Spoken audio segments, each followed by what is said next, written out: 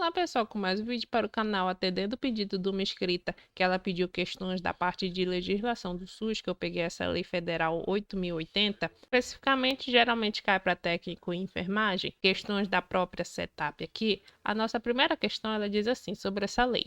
A Lei 8.080, de 19 de setembro de 1990, trata do direito à saúde. Sobre esse direito, apenas não se pode afirmar nos termos da legislação mencionada. Então, é o que? Ele quer a que não se pode afirmar. Ou seja, traduzindo aqui, seria o quê? A incorreta, seria a falsa. Então, eu vi muitas questões dessa parte aqui da lei que ela geralmente pede isso, ela pede a incorreta. E o que às vezes a gente, por falta de atenção, pode perder a questão por conta disso, porque a gente está acostumado que a marcar sempre as alternativas corretas. E aí, geralmente, a letra A já está correta, né? Então aí a gente marca e erra. Só que aqui nessa parte da setup, dessa legislação aqui, ela sempre pede essa aqui. É a incorreta, que não se pode afirmar. Então é bom a gente sempre sublinhar aqui essa palavra não. Então, na letra A aqui, ele diz o quê? Que a saúde é um direito fundamental do ser humano, devendo o Estado prover as condições indispensáveis ao seu pleno exercício. Isso daqui está muito bonitinho, então logo isso está correto, porque isso está lá no artigo 2º dessa lei federal aqui, a 8.080. A letra B ele diz o quê? A identificação e divulgação dos fatores condicionantes e determinantes da saúde é uma das diretrizes comuns do Sistema Único de Saúde, o SUS, voltada apenas para a esfera federal. Então, o legal dessa lei aqui, legal não, interessante dessa lei aqui é porque essa lei ela é dividida em vários itens, vamos dizer assim, em objetivos, em diretrizes. Então, é bom a gente dar uma enfatizada nisso aqui na lei. Então, olha só, aquele primeiro item lá, ele diz que é diretrizes, só que não é. Aqui no artigo 5º, ele já é um objetivo do SUS. Então, eu vou ler de uma forma geral o que são os objetivos aqui, que é o em parte aqui que eu coloquei. Que a lei ela é muito grande, então eu peguei só algumas partes que caíram na questão. Então, olha só. No primeiro objetivo aqui, ele fala que a identificação e divulgação dos fatores condicionantes e determinantes da saúde. Então, traduzindo aqui, isso aqui é muito interessante porque a gente tem que saber de fato quais são esses fatores condicionantes, o que que permite ter uma boa, vamos dizer, uma boa qualidade de saúde, quais são essas condições. Além disso, também dessas condições, o que que determina de fato, quais são esses fatores determinantes. Então, para a gente saber esses critérios aqui, o que que a gente tem que ter no final? A gente tem que identificar eles, assim como divulgar. Então, tá vendo como isso daqui faz parte de um objetivo? Então, já seria um objetivo. E lá na questão lá, a letra B, ele fala que é o quê? Que é diretrizes. Então, já é errada aquela questão. E é isso que ele pede lá? É. Então, olha só, continuando aqui sobre os objetivos do SUS, eu peguei mais essa daqui para a gente ler, porque também tem lá na questão. Então, olha só. O segundo item aqui de objetivo, ele diz que é a formulação do quê? Da política de saúde, destinada a promover nos campos o quê? Econômicos e social. Assim, sendo observância no disposto do inciso 1º do artigo 2º. Então, essa formulação aqui, ela é interessante, tem que ter essa formulação na política de saúde, até porque em toda a parte do nosso, vamos dizer, do nosso país, isso está tudo entrelado na política. Então, como a gente está falando do SUS, que é o Sistema Único de Saúde, então esse tipo de política vai ser o quê? Sobre a saúde. Então, a formulação dessa política de saúde, ela é interessante, ela tem que ter, porque é a partir dessa política que a gente consegue promover. Isso daqui, por mais que a gente esteja falando de um modo ilusório, né? Porque quando a gente vai para a prática, a gente vê que é totalmente incoerente.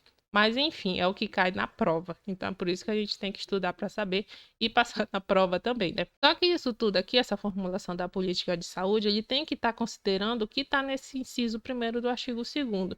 Que o que está escrito lá? Seria o quê? Que é o dever do Estado de garantir o quê? A saúde. Olha só, tá igual lá a nossa letra da questão, não é? Então, o dever do Estado de garantir a saúde consiste no quê? Na formulação de execução de políticas econômicas. Olha só, tudo que a gente acabou de falar aqui. Então, na execução de políticas, o quê? Econômicas e sociais. Isso daqui é interessante porque vamos observar que são apenas dois âmbitos. Geralmente a gente vê vários âmbitos, né? Social, econômico, ambiental e tal. Só que aqui ele fala apenas de dois âmbitos, que quais são? Os econômicos e os sociais.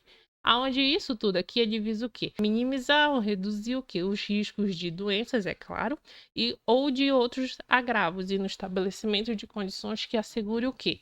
Então, o que que ele quer com isso tudo, né? Já que ele quer diminuir esses riscos de doenças e agravos, o que que no final ele quer? Ele quer assegurar o acesso universal e igualitário, é tão bonitinho, né, na lei, é igualitário às ações e aos serviços para sua promoção, proteção e recuperação. Então, essa formulação de política de saúde é tudo isso daqui, nos âmbitos econômicos e sociais, aonde ele quer assegurar no final o quê? O acesso universal, ou seja, a todos, de uma forma igualitária, então sem distinção de raça, cor, idade, gênero, enfim, é isso aqui que ele quer nessa formulação de política. E isso tudo aqui é mais um quê? Um objetivo. E mais um objetivo aqui, que está no artigo 5º, é esse terceiro item aqui, que é o quê? Assistência às pessoas por intermédio de ações de promoção. Por quê? Porque no final essa promoção, ela tende o quê? Facilitar o acesso a essa assistência do Sistema Único de Saúde. Além disso, da promoção, proteção e recuperação da saúde, com a realização integrada de o quê? Das ações assistenciais, até porque a política sozinha, ela não consegue tanta coisa. Então, por isso que é um conjunto, vamos dizer, de atos e ações que são necessárias. Então, com isso, ele vai precisar de ações assistenciais, ou seja, de assistente, e das atividades preventivas. Então, sempre lembra daquela parte de prevenção. Então, isso daqui está tudo intrínseco nessa ideia aqui dos objetivos do Sistema Único de Saúde. Então, voltando na questão, ele fala aqui que a identificação e a divulgação dos fatores condicionantes e determinantes é diretrizes, e não, né? Isso é o quê? Objetivo, que está lá no artigo 15 que a gente acabou de falar.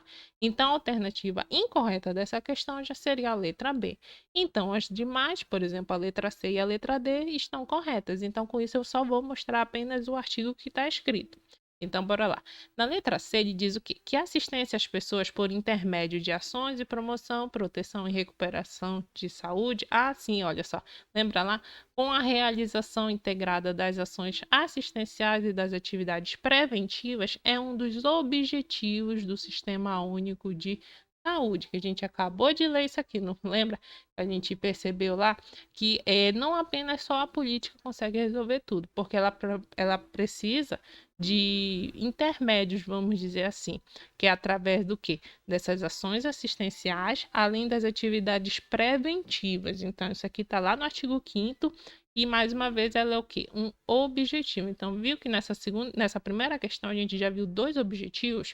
Então, ela é bem interessante a gente ler essa parte dos objetivos do artigo 5º dessa lei. E por último, que também está correto, ela diz o quê?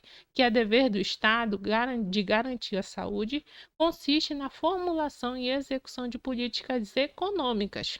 Então, lembra lá quais são os âmbitos onde essa política tem que ser aplicada? Então, é econômica, que eu já falei ainda agora, e sociais. Onde isso tudo aqui tende o quê? A diminuir, ao reduzir riscos de quê? De doenças e de outros agravos. E no estabelecimento de condições, onde ele vai visar o que? Isso tudo aqui.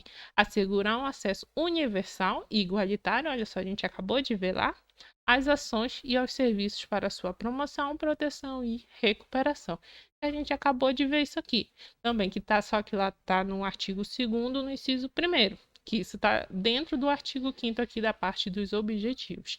Então, a alternativa incorreta dessa questão é a letra B. Bom, a nossa segunda questão aqui dessa lei, ela diz o quê? Sobre a política dos recursos humanos, então aquele famoso RH, prevista na Lei 8.080, marque a única afirmação equivocada. Olha só, vários sinônimos que a CETAP aqui tem utilizado, pedindo no final o quê? A incorreta, a falsa, a não condizente com a lei e agora mais a equivocada. Então, isso aqui até auxilia no nosso aumento do vocabulário, não é?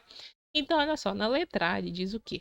Que os cargos e funções de chefia, direção e assessoramento, então são 3 tipos de cargos e funções, no âmbito do SUS, Sistema Único de Saúde, só poderão ser exercidas em regime integral. Apenas isso? Sim, isso está lá no artigo 28, até porque quem assume essas funções aqui, vamos dizer, de chefia, direção e assessoramento, Você acha que uma pessoa conseguiria dar atenção a todos de modo eficiente, vamos dizer, em dois locais diferentes? Não, né? Se só com a gente já não consegue, por exemplo, gente que, por exemplo, tem responsabilidade com uma coisa, a gente não consegue cumprir ela totalmente, imagina com dois, três, quatro, né? Então, isso daqui, ela exige onde isso seja apenas em uma área, assim como exercido em tempo integral.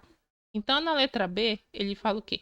Que os servidores que legalmente acumulam dois cargos ou empregos não poderão exercer suas atividades em mais de um estabelecimento do Sistema Único de Saúde. Bom, isso daqui ele está pedindo aquele conhecimento do nosso direito constitucional do artigo 37. Só que quando a gente olha lá na lei, justamente da parte dos recursos humanos da Lei 8.080, bora lá ler. Então, no artigo 27, ele fala o quê? Que a política dos recursos humanos na área de saúde será formalizada e executada. Então, vai ser como ser realizado, né?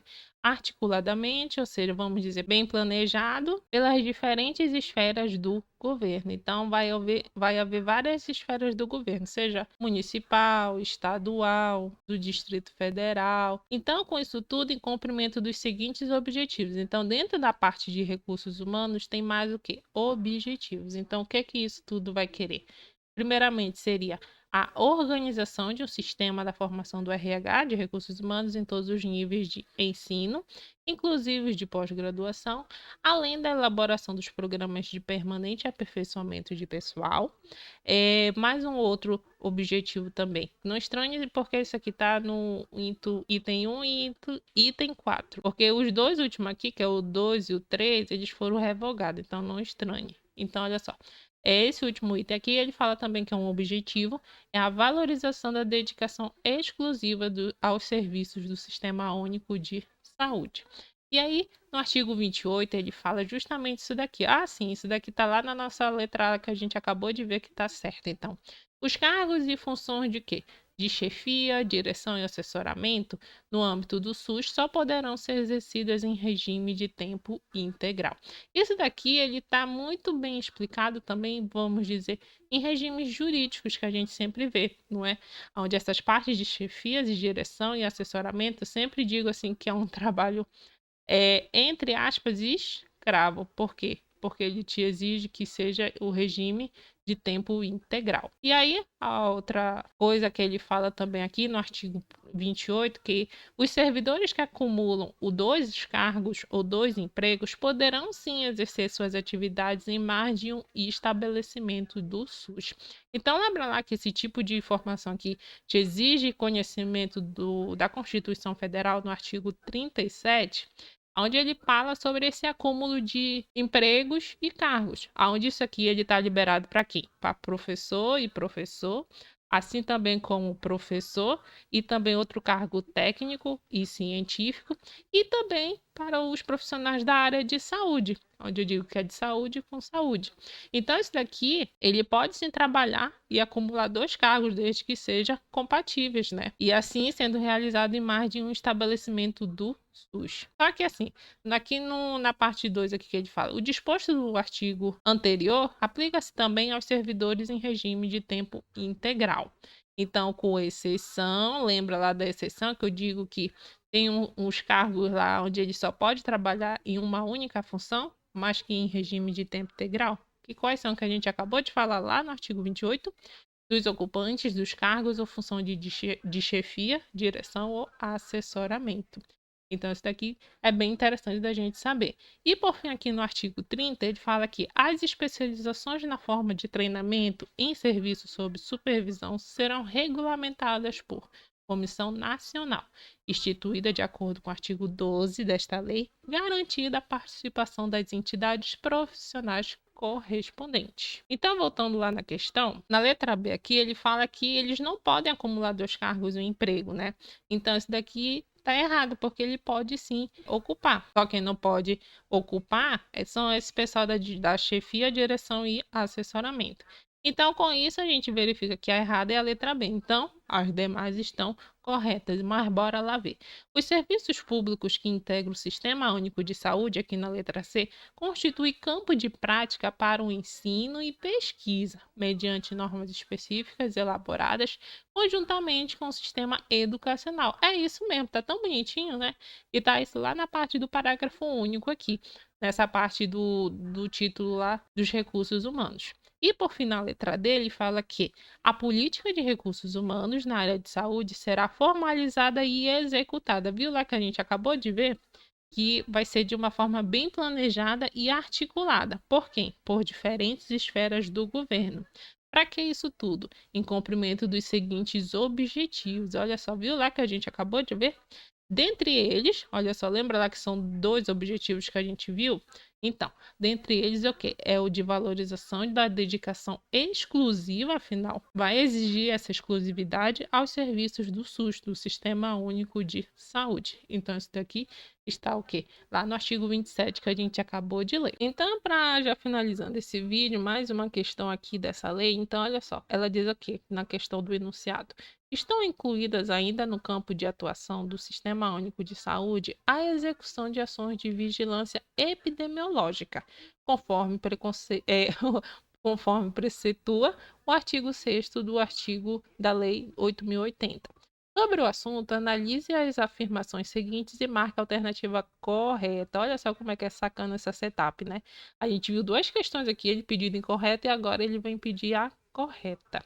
Então, ele está falando aqui do artigo 6º. Então, é bom a gente saber um pouco desse artigo 6º aqui. Então, vocês já viram quantos artigos a gente já viu nessa lei, nesse vídeo aqui? Então, é bem interessante vocês até reverem esse vídeo aqui para memorizar melhor as informações. Então, aqui nesse artigo 6º aqui, ele fala o quê? Que estão incluídas ainda no campo de atuação do SUS. Então, a gente vai ver quais são esses campos de atuação aqui do SUS.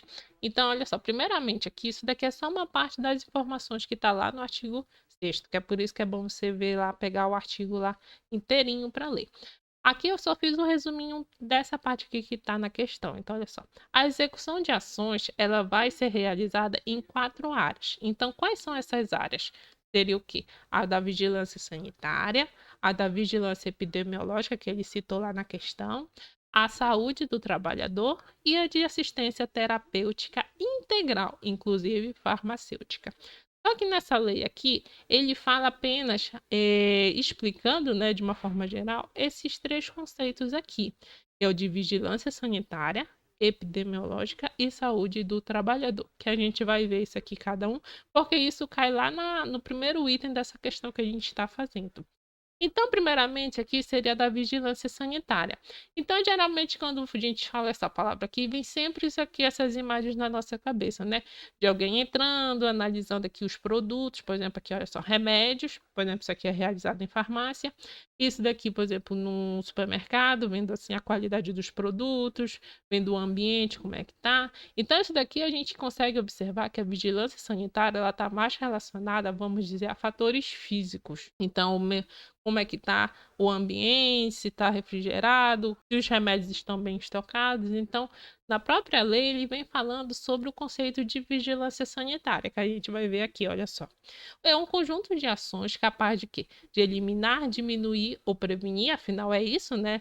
Já que ele já diz a palavra vigilância, então ele vai vigiar, porque se vigiar, ele vai ajudar na eliminação, na diminuição e prevenir riscos a quem? A saúde e também de intervir nos problemas sanitários. Então, olha só as palavras-chave aqui, sempre sanitário. Decorrentes do meio ambiente, da produção, da circulação de bens. Então, você percebe que, vamos dizer, ele está relacionado mais a essa parte da logística, a parte física. Então, circulação de bens e da prestação de serviços de interesse de saúde, abrangendo. Então, olha só, essa vigilância sanitária, ela está aplicada em todo o nosso, vamos dizer, o nosso cotidiano, desde o nosso supermercado, a nossa farmácia, padaria. Então, é bem interessante esse conceito aqui. E aí ela abrange também o quê? O controle dos bens de consumo, que direto ou indiretamente se relacione com a saúde, compreendidas todas as etapas e processos da produção ao consumo.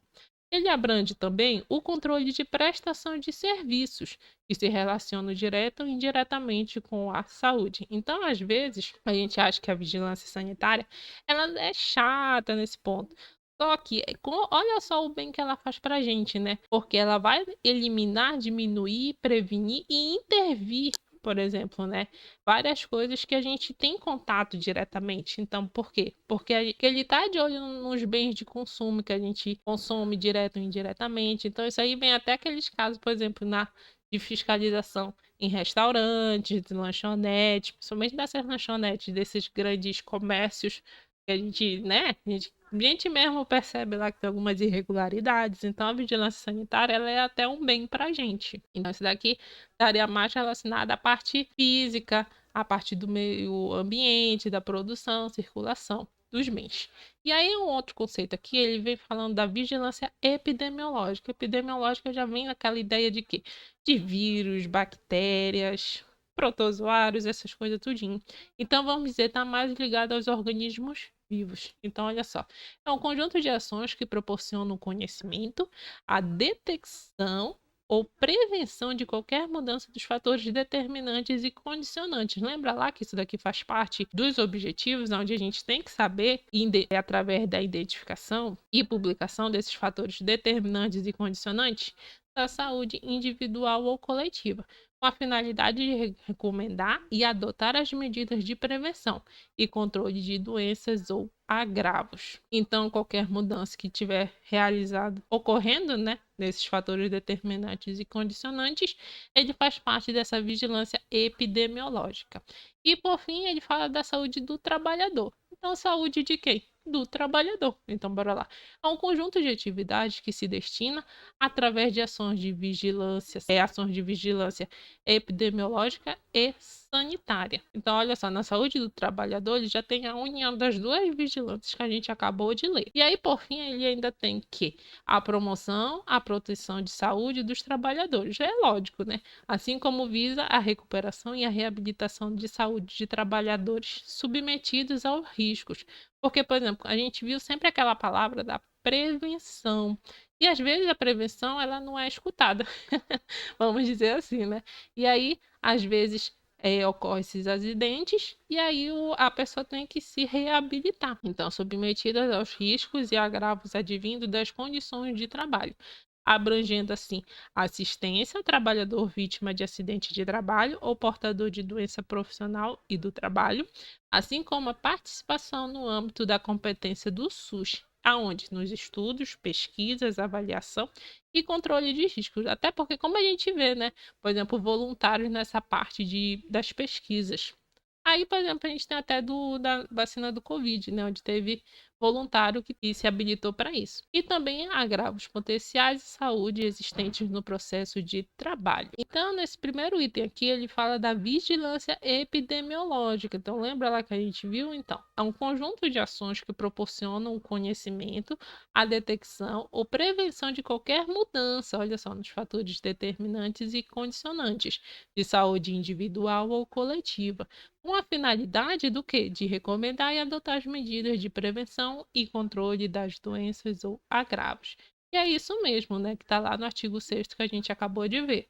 E aí, no segundo item aqui, ele fala que as ações e serviços públicos de saúde e os serviços privados contratados ou conveniados que integram o SUS são desenvolvidas de acordo com as diretrizes previstas no artigo 198 da Constituição Federal, obedecendo os seguintes princípios. Então, a gente vai ver agora princípios. Dentre eles, o de utilização da epidemiologia para o estabelecimento de prioridades, a alocação de recursos e também a orientação programática. Então, quando a gente vai ver dessa parte de princípios, a gente vê isso tudo lá no artigo 7º. Então, ele fala que as ações e serviços públicos de saúde, os serviços privados, então, isso não é apenas o ambiente público, e sim privado, só que privado contratado, então a gente até lembra daquele conceito de administração indireta, e conveniados que integram o SUS são desenvolvidos de acordo com essas diretrizes da Constituição Federal, só que obedecendo o quê? Os princípios. E aí eu trouxe essa questão aqui, esse print aqui, dessa questão, porque eu percebi muitas questões sobre essa parte de princípios. Então, essa marca alternativa que não representa um dos princípios do Sistema Único de Saúde. Aí aqui eu coloquei todos os princípios, porque isso é bem interessante para a gente saber, e aí eu vou marcar as palavras-chave que a gente tem que saber. Então, olha só, o primeiro princípio aqui, ele fala da universalidade. Universalidade não dá aquela ideia do todo para todo mundo? Então, a universalidade de acesso aos serviços de saúde em todos os níveis de assistência. Então, esse aqui já seria o primeiro princípio. O segundo já é integralidade de assistência. Então, não dá aquela ideia de conjunto, de integral, então, de integrar, quer dizer. Então, integralidade de assistência, entendida como conjunto articulado e contínuo de ações e serviços preventivos e curativos, individuais e coletivos. Então, olha só, ele está abrangendo aqui sempre duas formas aqui. Preventivos e curativos, individuais e coletivos, exigidos para cada caso em todos os níveis de complexidade do sistema. Então, universalidade, integralidade de assistência, a gente tem da preservação também, que é o quê? Preservação da autonomia das pessoas na defesa de sua integridade física e moral, a igualdade. Igualdade de quê? Da assistência à saúde, sem preconceitos ou privilégios de qualquer espécie. Então, você percebe que esses princípios aqui, ele está bem relacionado com todo o tema que a gente está falando aqui no vídeo, dos objetivos, tudinho? Então, é bem interessante a gente ler isso daqui. E aí também direito o quê? A informação às pessoas assistidas sobre a sua saúde. Isso daqui faz bem interessante. Aí também a gente tem a divulgação de informações quanto o quê? Ao potencial dos serviços de saúde e sua utilização pelo usuário. Então, isso daqui está bem relacionado o quê? A transparência. E aí, mais outros princípios aqui também é a utilização da epidemiologia para o estabelecimento de prioridades, assim como a alocação de recursos. Então, recursos aqui são colocados para essa área aqui, assim como a orientação programática. Então, isso aqui tudo está lá no nosso item lá que a gente está vendo na questão. Aí também a gente tem a participação da comunidade, é lógico, porque ela que é o público-alvo. E aí, por fim, a gente tem a descentralização. Do que? Da política administrativa, com direção única em cada esfera do governo. Até porque a gente acabou de ver também, né? Isso daqui, ele exige a participação de cada esfera do governo. Então, onde isso tudo aqui ele tem que com ênfase na descentralização dos serviços para os municípios, então municípios, e regionalização e hierarquização da rede de serviços de saúde. Então, voltando lá na questão, a gente verifica aqui que isso aqui sim é um princípio.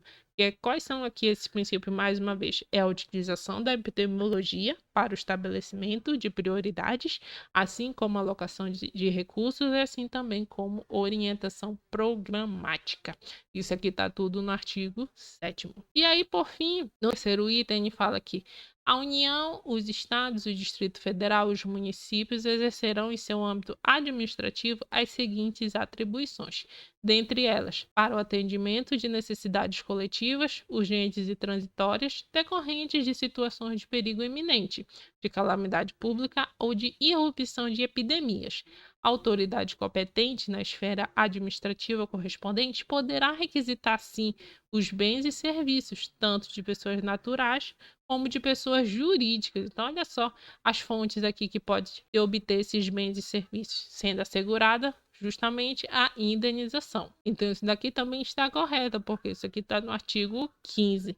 Então, com isso, a gente verifica que o primeiro item está correto, o segundo está correto e o terceiro está correto. Assim, a gente verifica que todas as afirmativas estão corretas.